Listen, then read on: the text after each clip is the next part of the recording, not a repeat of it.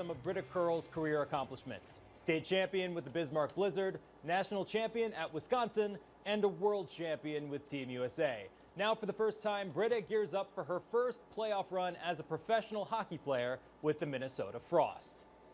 I think each, championship that I've come across and been able to win have, just been a little bit different and require different things of me as a player and as, wherever my role may be on that team. So to be a rookie in my first year of pro sports, it's pretty cool to get this chance to go on a playoff run and just get to experience something like that.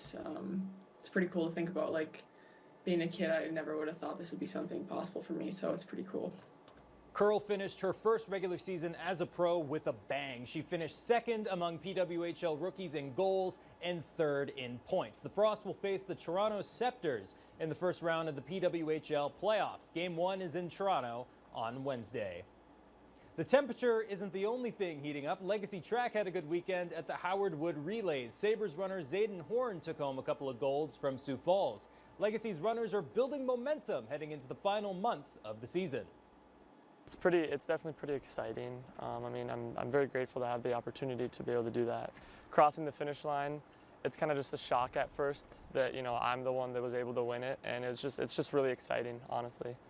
I think it's a good example of what state and WDA can look like for us. I'm really excited to see what our team can do at the state championships, and I'm just hoping that we can build off of how we did at Howard Wood.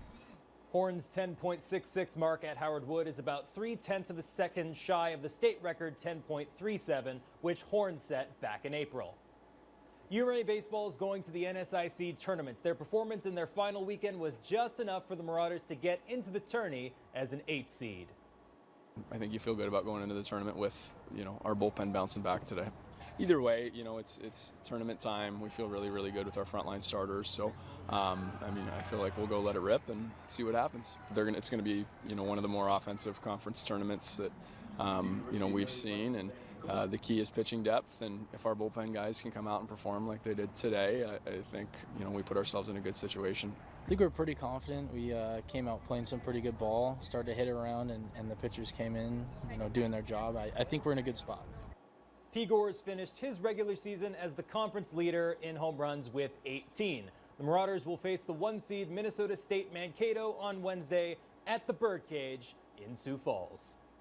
There's a new hope in Minnesota as the Twins head back to Fenway Park to take on the Red Sox. Twins looking to end this road trip on a high note. Let's go to a galaxy far, far away. Boston in this case. A happy Star Wars Day, everyone. Captain Rex, C-3PO, R2-D2 all at the game. Now how about Byron Buxton? Smashes a home run over the Rancor-sized wall in left field. 7 home runs on the season for Buxton. Twins take a 1-0 lead. Bottom of the second, the Boston strikes back. Carlos Narvaez singles into left field. Couple of runs come in, and the home team takes the lead.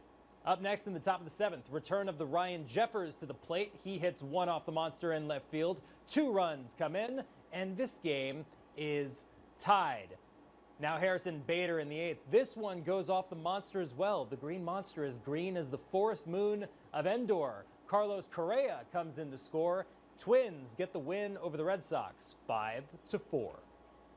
Some other baseball scores from today. Dickinson State baseball played 2 today. In Game 1, the Blue Hawks defeat La Sierra in the losers-out game to advance the NSAA championship against Bellevue. Bruins are having a pretty good time in that one right now. Big lead in the 9th. Doesn't look like DSU's coming back from that. However, with the win against La Sierra, Dickinson State punched their ticket to the